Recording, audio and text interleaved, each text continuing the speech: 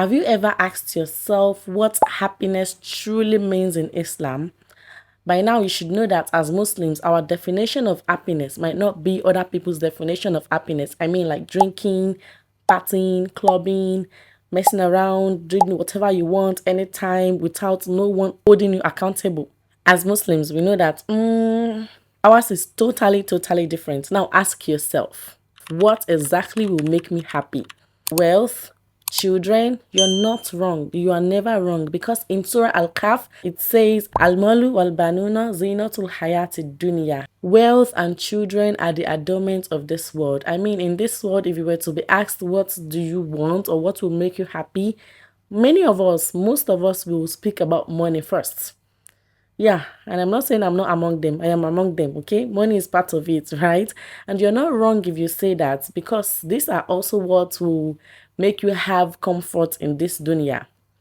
But the truth is that all these things will not last. Like it will never be with you forever. Children, they will get married and leave you. Wealth might go. Wealth might even leave you even before you go into your grave. So I'm going to tell you 10 steps in the light of Quran and Hadith that will make you have a happy life.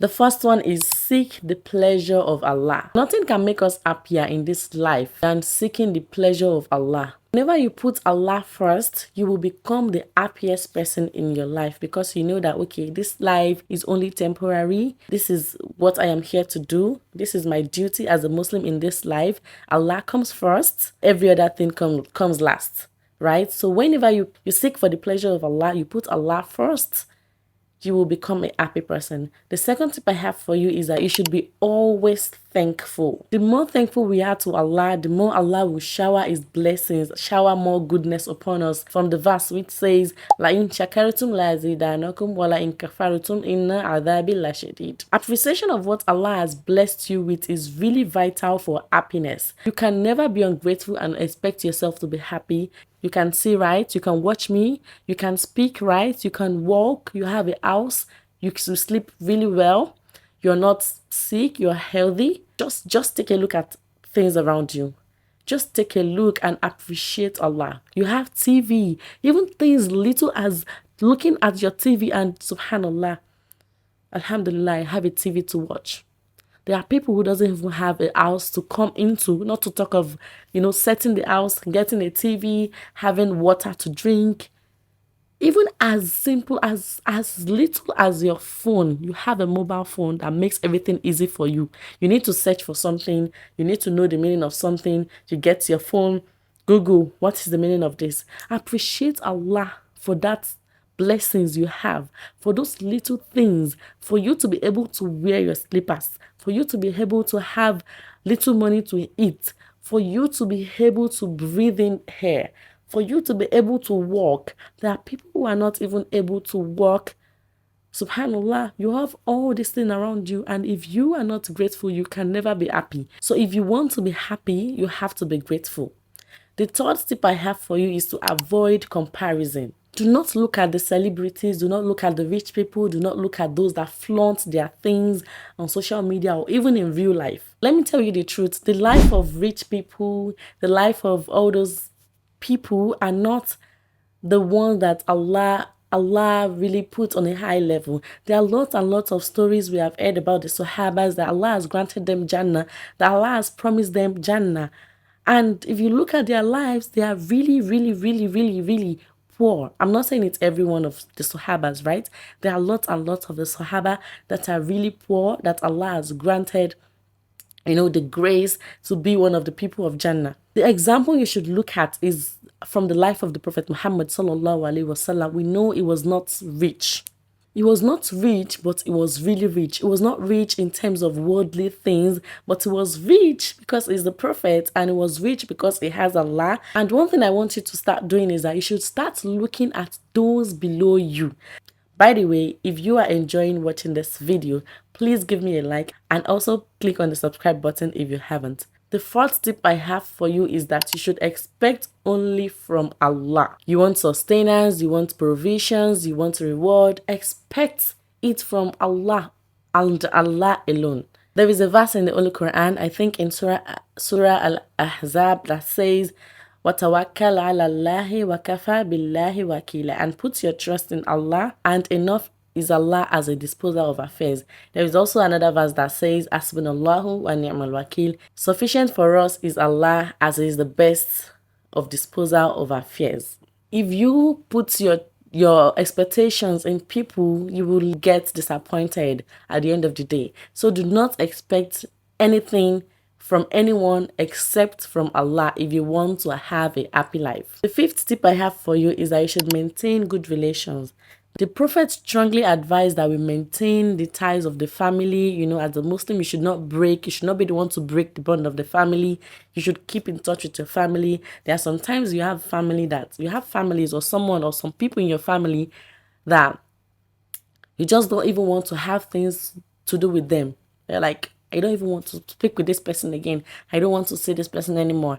But because you're a Muslim, you still have to reach out once in a while because you want to keep the bond. You don't want the bond to break from you. Yes, I'm just going to keep it like that. So you maintain good relation. The sixth tip I have for you is to get adequate rest and organize your life. You should always rest. If you're really, really doing things today, doing this, doing that, doing this, doing that, there is no way you'll be happy because you are stressed already, you're frustrated, you'll get sick eventually and you'll become unhealthy. The sixth tip I have for you is contentment. Be contented with what you have. Just like some of the tips I've mentioned, be contented with what Allah has given you. It is not enough, be contented. You need more, just be content with what you have already. The Prophet, peace be upon him, might have gone for a glamorous lifestyle if you really wanted to have a glamorous lifestyle. Yes, because there are lots of Sahabas that are rich and can offer things for the Prophet. He's the Prophet, right? He can get rich if he really wants to get rich. But he chose his life, the life he lived, over a glamorous one. Because of what? Because he is contented with what he has. The seventh one is to consume halal things. As a Muslim, you know already that some food are really, really, really haram for us to eat. You should not even go there. So always consume halal things. I know some of us might be in a country that, these haram things are really, really accessible. And sometimes you might not even know that this is haram. But make sure you ask before you even visit any restaurant. Go to them, speak to them about halal, or just go to halal only restaurants. There are some restaurants that you see in front of them, like in front of the door, that the stamp halal. I'm in a Muslim country, so it's rare to see something that is haram. So almost, I should say, basically, literally everything here is halal to eat. Try to make things yourself. Go to halal restaurants, just make sure you are very careful with what you consume. The next tip I have for you is mindful eating. I know we want to eat, and eat. Alhamdulillah, Allah has provided us with food. But if you really want to follow what the Prophet taught his people, is that you should divide your stomach into 3 parts. 1 part for water, the other part for food, and the other part for air. It's just like you serving your food in a portion size, like food, very little water, and the third part for air. Whenever you keep eating like that, you will feel good. Not that when you eat, you're not even able to stand up. You're not even able to get up. You're just tired. You will never be happy that way. So mindful eating also is a way to have a happy life. The next tip I have for you is to have a productive and great relationship. Having a productive relationship includes you having good attitudes towards other people, because you want them to treat you the way you're treating them, right? In Surah Al-Baqarah, there is a verse that says, and do good because Allah loves the doer of good. So you do good to people, have good relationship, great relationship with people that is also productive at the same time. What I mean by productive is that you should have this relationship with people that will bring you closer to Allah. We constantly hear how the Prophet treated his Sahabas, his companions, his family, and all that. We know he has this kind attitude. He treated them nice. In fact, the Prophet has never, ever told a lie. He's that pure. So you have to have good relationship with people. You treat people nice so that you also be treated nice. And aside from that, Even if you don't get nice treatment in return, you should always treat people nice. You should always do good. May Allah reward you for doing that. So these are my tips for you to have a happy life as a Muslim.